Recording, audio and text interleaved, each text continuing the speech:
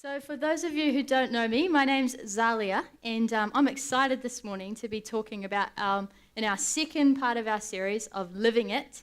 And we've already heard some awesome people already living it out. Odin, your story's so awesome at such a young age, just fully living it and making a difference. It's encouraging. And I want to start off by sharing some stories of 4 other people who inspire me by the way they've been living their life out. So our first one is, let's have a picture up. There we go. This is Rose. She is 87 years old and she's a university student in America. And the reason she inspires me is because at her uni she's become an icon because she has become a friend to everyone and the wise counsel on campus who helps everybody with decisions from her life experience.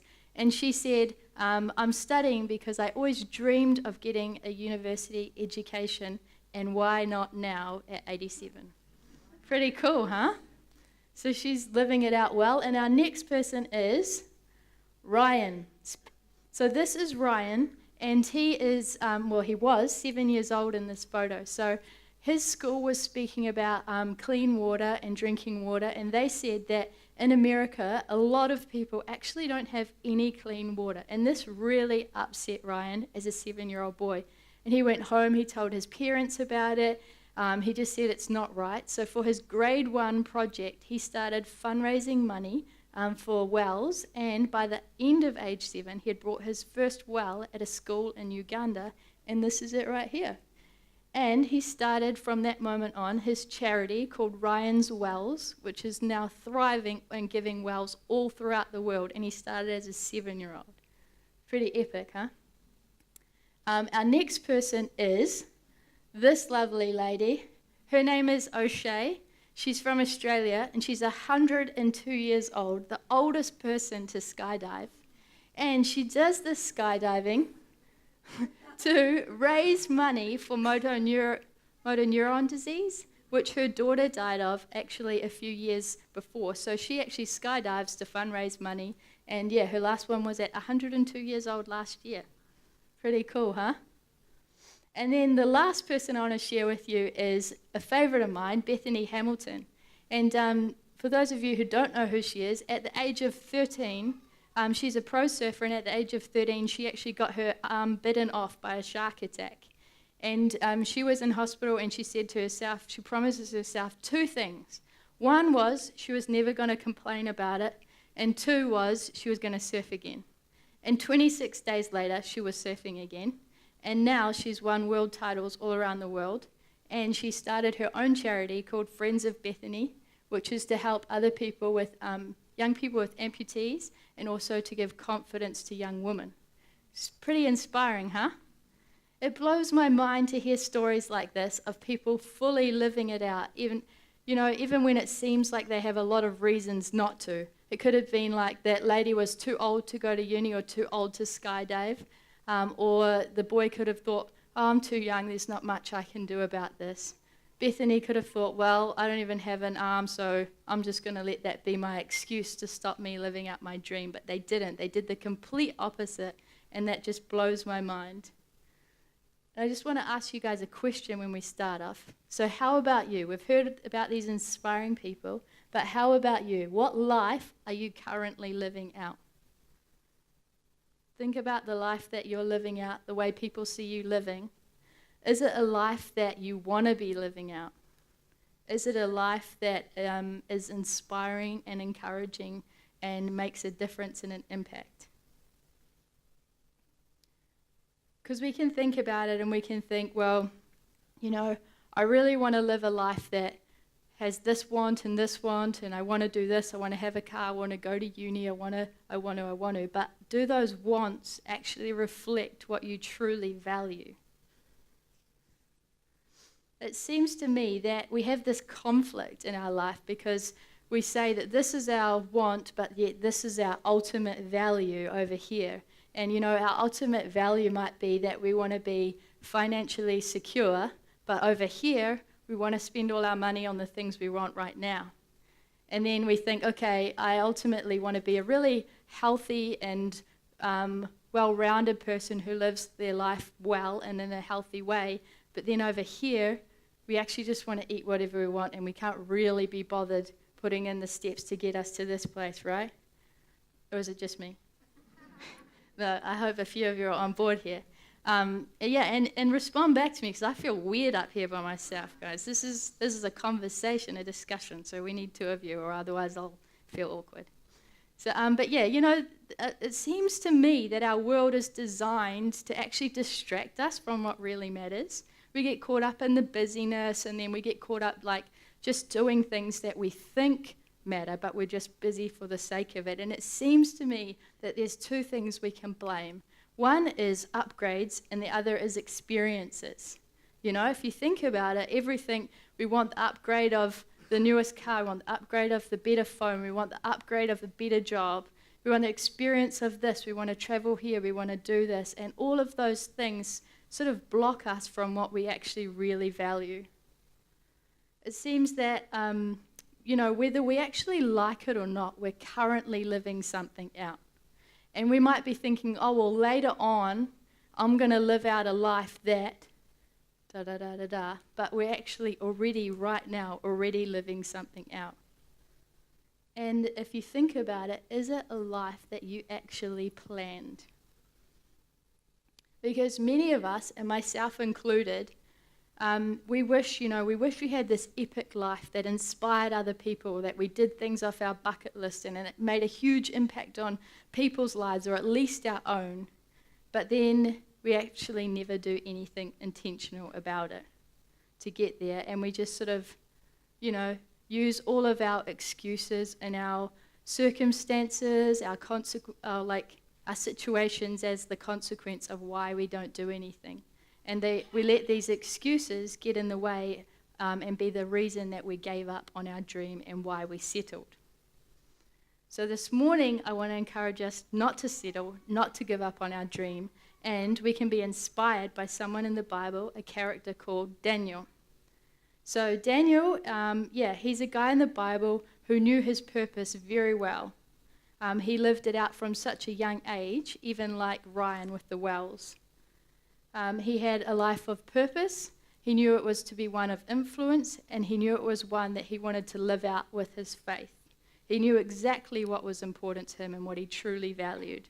So last week, we started off with the story of Daniel and his friends, and it started off that he was in captivity.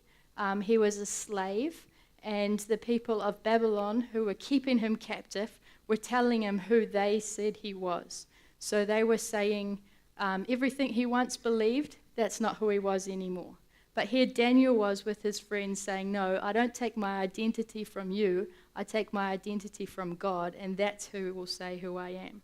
So that's what happened last week, and these people who had captured Daniel and his friends, they had a plan. So what they would do is they would go around all the nations that they would go into battle with, and they would take the smartest bunch of people from each nation, and they would take them into captivity, and they would train them for 3 years, and their goal in those 3 years was to strip away all of their heritage, all of their belief system, who they thought they were, and create them and sort of brainwash them into becoming the new people of Babylon, who would be the smartest of the bunch in the empires at the time.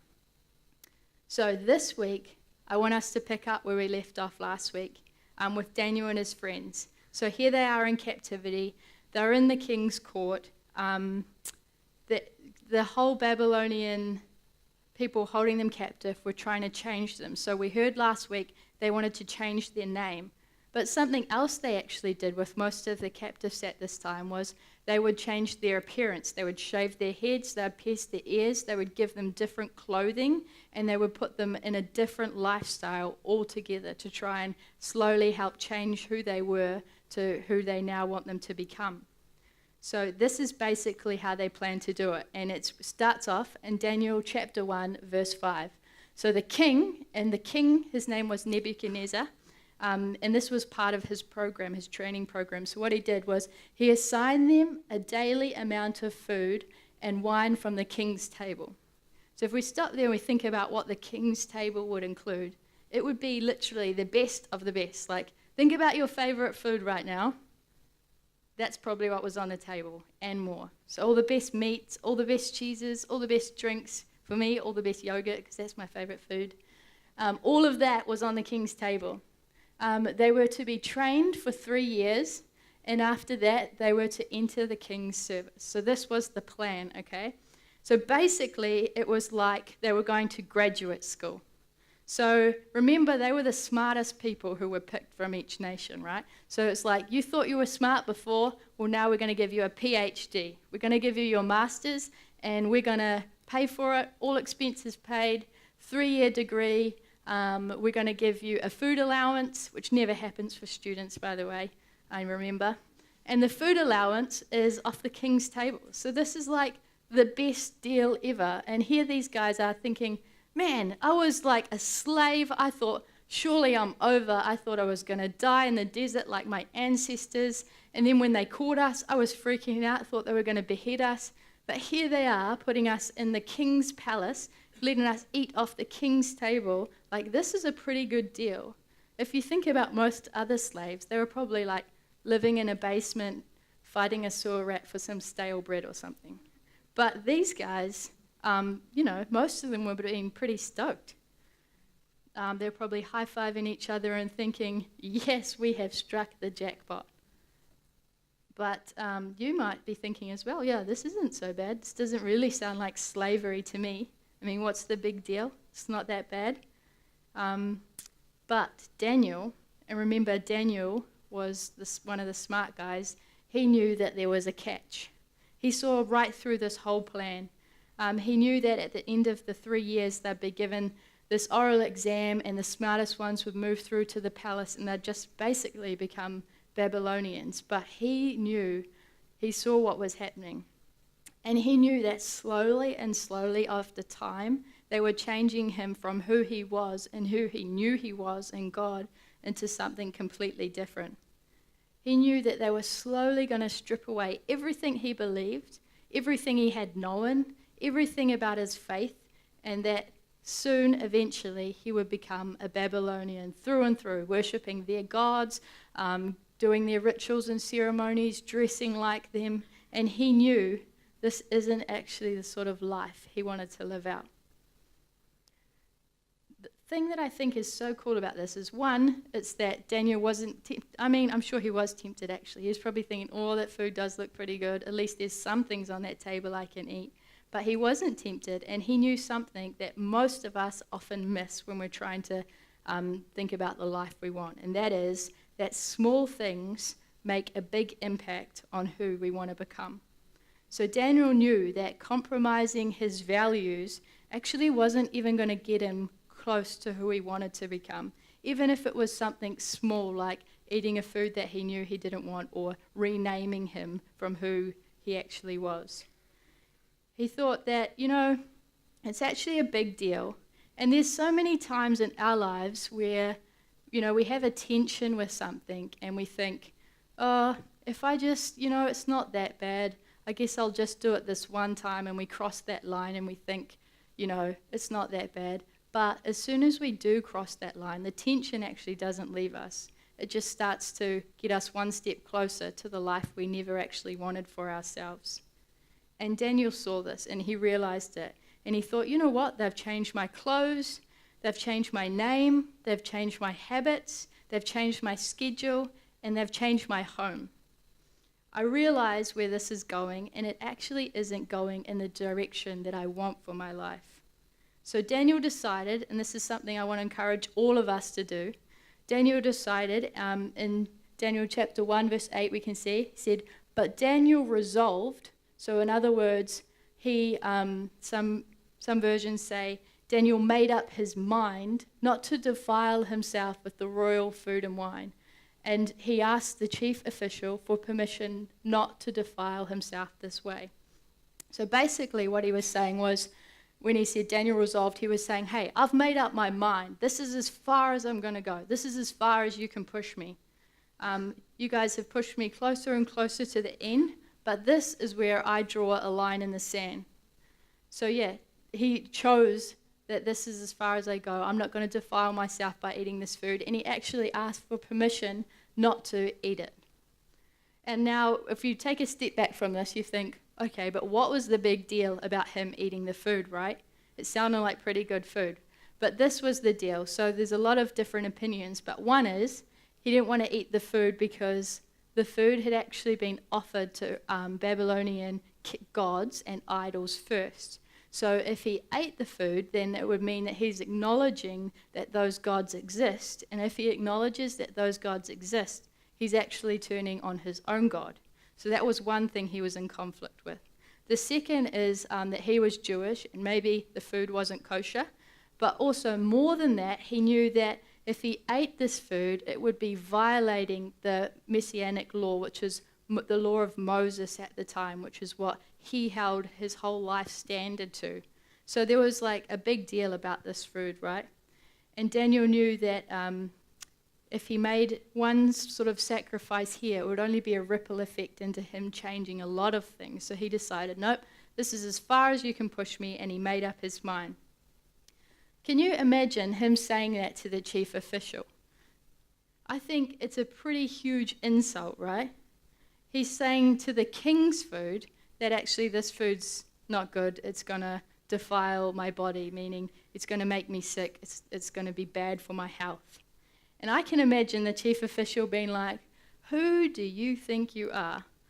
You think you're somebody special? Like, you're actually a slave, should I remind you?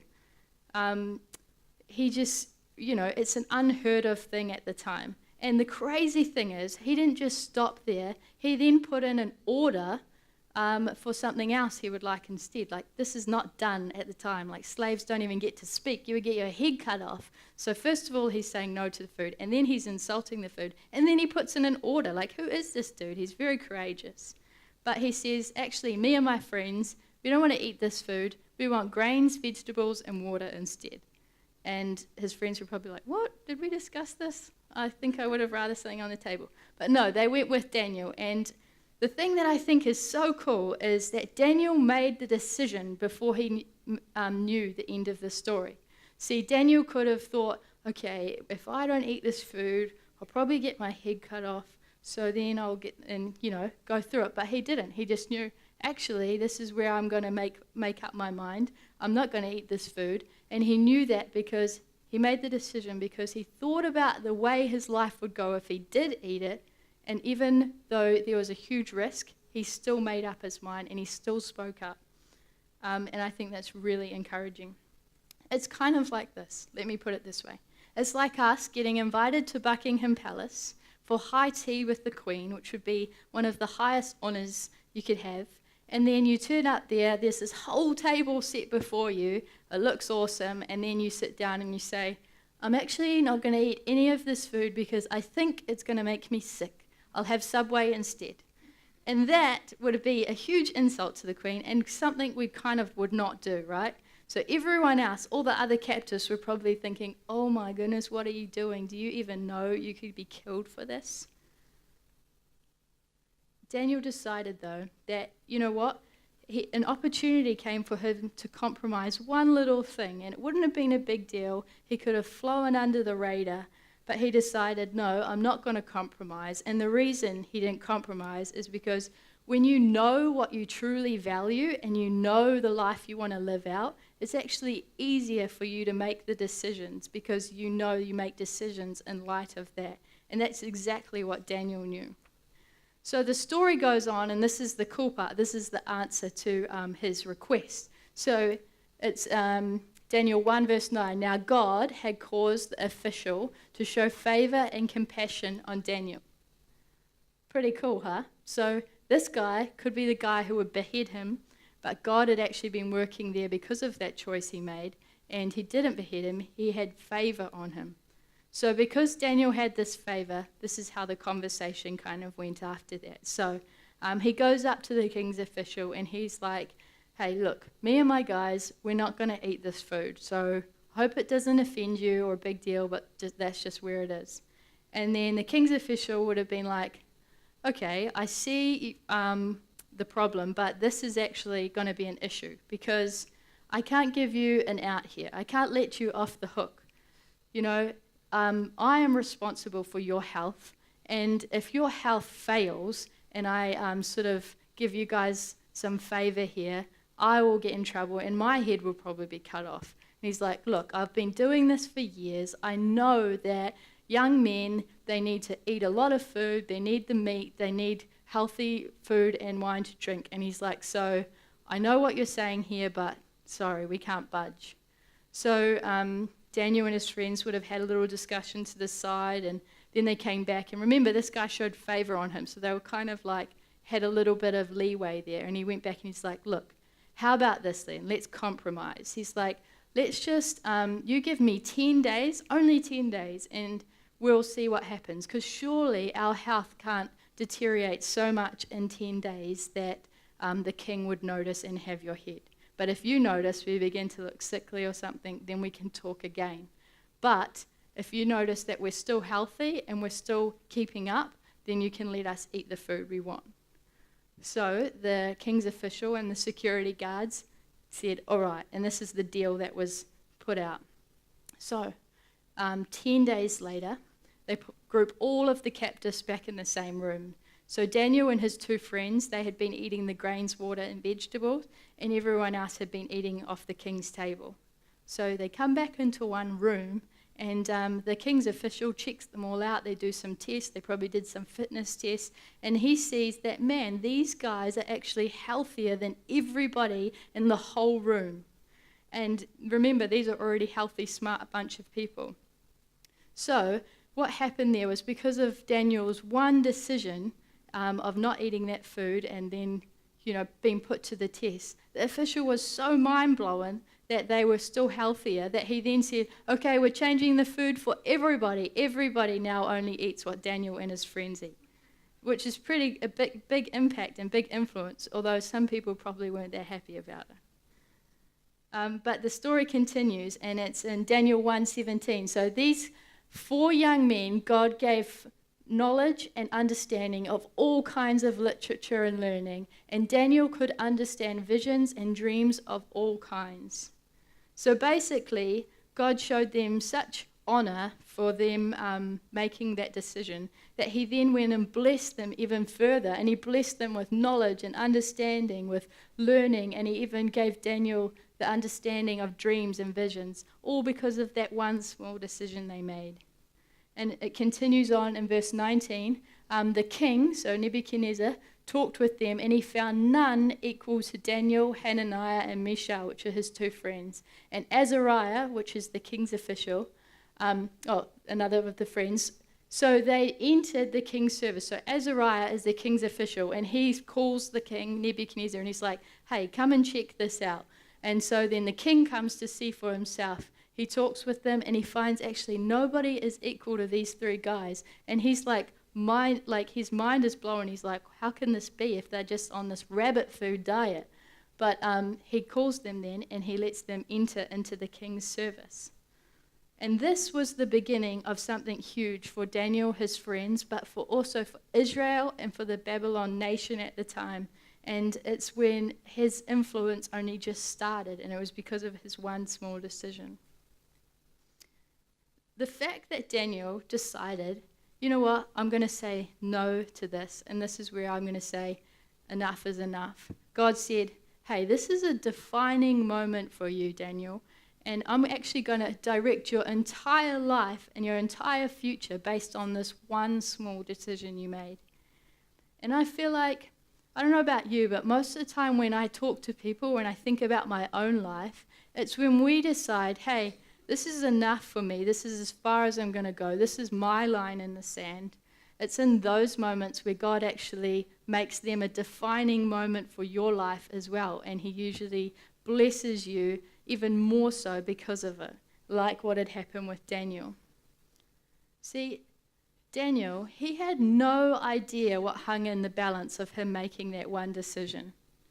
He could have got his head cut off, put in a basement, whatever it was. But what he did know was who God said he was and who God created him to be. You see, those moments where we decide that's enough for me, God is going to use them as defining moments in your life. But there's also the enemy who is at work. He uses anything he possibly can to try and cause us to compromise our standards.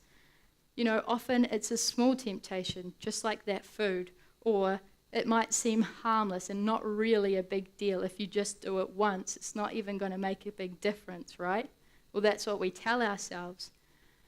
But if we don't already have a core value of what we really want in life and who we really want to be, then we'll get swept away in whatever life throws at us. There's a lot we can learn from Daniel, and one of these is his disciplines, his small disciplines done over time. And it was these small disciplines, these small habits, that actually got him into a place of such influence. He didn't just wake up one morning and think, today I'm going to decide I'm actually not going to eat any of this food, and I'm going to make my friends come along with me. He actually already knew it because it was already ingrained in him, because he knew God's word, he knew who God said he was and his identity, and he knew his faith that he wanted to stick to. It was already so ingrained in him that he couldn't help but live it out. If you think about you, what's so ingrained in you that you're constantly living out? What kind of life do you think that God actually wants you personally to live out? Do you think it's the life that you're currently living, or do you think it's something more? The good news for us is that we don't actually have to try and figure it out. God actually says exactly the sort of life he wants us to live it out, and we can find it in the Bible. In John chapter 10, verse 10, it says, "The thief comes only to steal, kill and destroy, and I have come that you may have life and have it to the full." So the thief is the enemy, and he's always, his whole goal, he's working at the same time, and his whole goal is to kill our dreams, destroy our standards for our own life, and he wants nothing more than to steal and rob us of the life that we're meant to live out. So he's working on one side, and on the other side, there's Jesus, and he says, "Hey, but I've come that you may have life and have it to the full." So if you've got both of these options and you're trying to think which one should you live out, one sounds a whole lot better than the other, doesn't it? And the good news is, actually, God doesn't just tell us the sort of life he wants us to live and then leave us there to try and figure it out on our own. He knows that actually we need a journey with him to be able to fulfill it. He knows that we're weak and that, on our own we can be tempted, but he says, "Hey, I will journey with you. I will offer you the strength you need to be able to say no. I'll give you all the grace you need to cover all the messes you've made so far. And I will give you the courage to forgive and to live a life of fullness." So it's pretty awesome. This invitation of living a life to the fullest is for all of us. None of us are excluded from it. And he says he'll journey with us from this point on. See, the enemy, he's on this side, and he's enticing us with anything that will pull us away from what God has in store for us. He'll even make them seem enjoyable and so easy. He'll make you seem like, it's not really a big deal.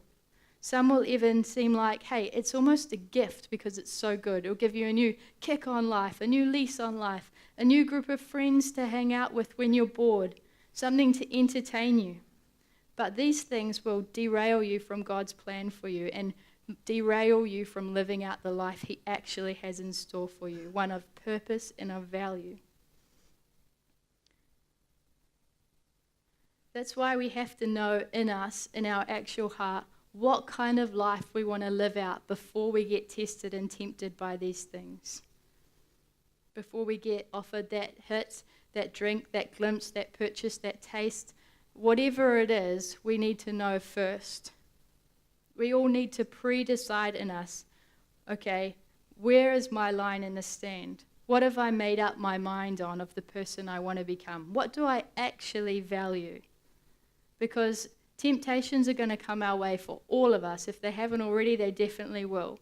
And when they come, they don't come when you're on top form. They come when you're weak, when you're by yourself. They come when your defense is down. And it's in those moments that you've actually already got to decide, nope, that's not going to affect me because this is what I value. This is who I am. This is the life I'm going to live out. You know, no one ever decides, oh, I'm going to become the complete opposite version of myself, of who I want to be. No one decides that. It's a slow fade. It starts off with one little small thing you compromise on, and then it goes into one other thing in another area. But it's a slow fade, and before long you actually find yourself in a whole new life that you were like, how on earth did I get here? This isn't at all what I planned for my life. And who on earth have I become? It's a slow fade. We don't just wake up there overnight. But you need to know your core convictions. You need to know your values. You need to know your beliefs. You need to know your purpose. And you need to know these and who God says you are before all of those come. And if you do know them, then you have them as an anchor. You can hold on to them. And no matter what life throws you, you won't be swept away. And you're about to stand like Daniel did and say, no, this is as far as I go. The coolest thing about Daniel is that he decided long before he was tempted what kind of life he was going to live out. He decided long before he was tempted who he was and whose he was in God. And we need to do the exact same thing. I heard one day, we all have habits, right? But do you actually have habits, or do your habits have you? Do you catch that? Do you actually have habits, or do your habits have you? Basically, we all have habits, but do you have more good habits or more bad habits? You see, Daniel's years of habits and discipline, they paid off over time. But it started with one small decision, one small act, one small discipline, one moment which was a defining moment for him, where he drew a line in the sand. The things that Daniel did daily actually are the things that led him to big influence, and such big influence that he became second in charge of the whole empire of Babylon, a nation that he actually was a foreigner in. So what things are you doing intentionally, daily, like Daniel was, to make sure that you're living out the sort of life that you want to be living out? If you think about your own life at the moment, where would you say your current line in the sand is on some things? Like, where's your current line in the sand on your health or your finances or your friendships? Think about it.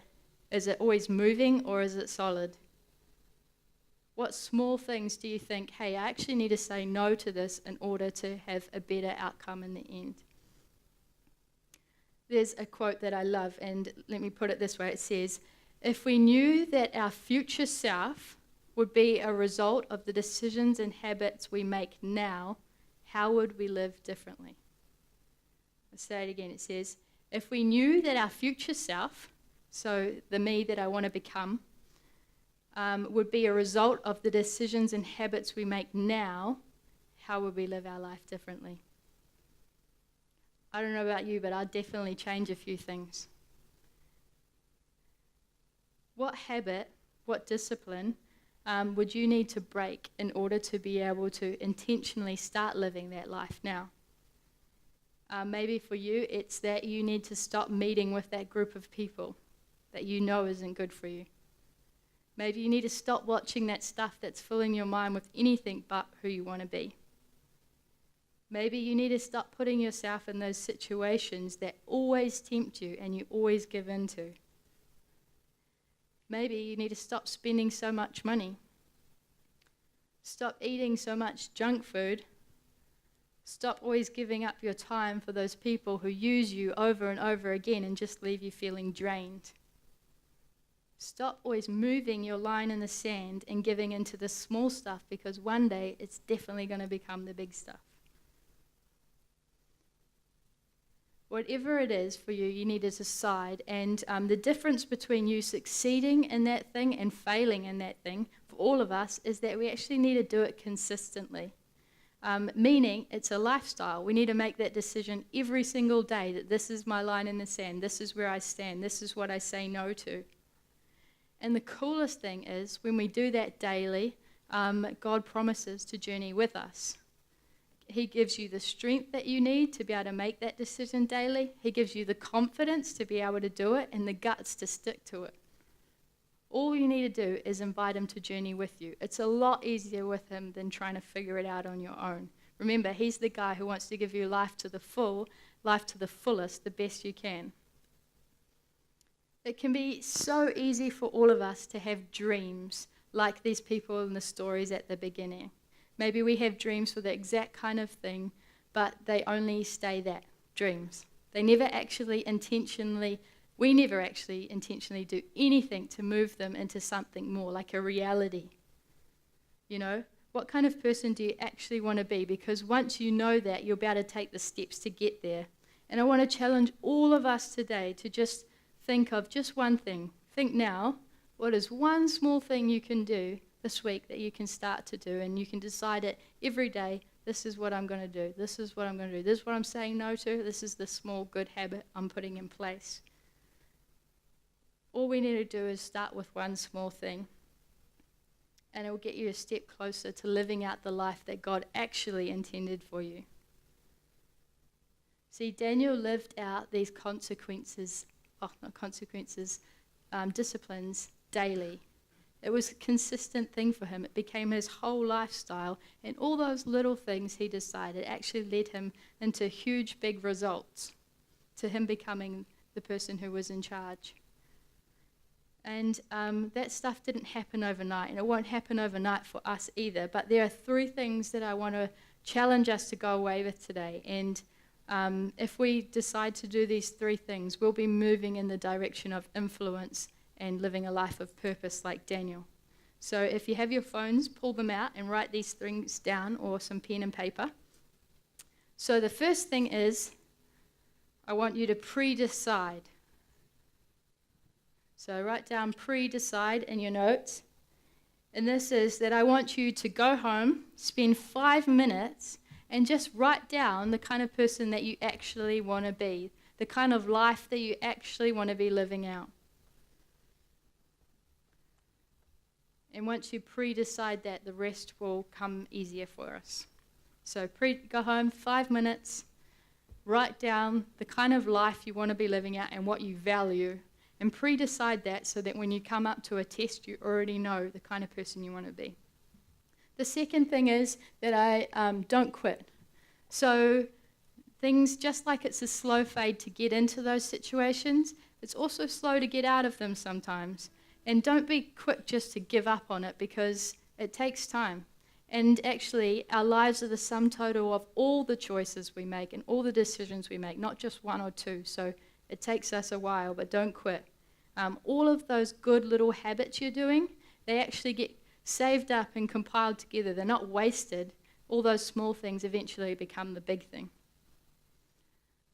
Third is, live intentionally.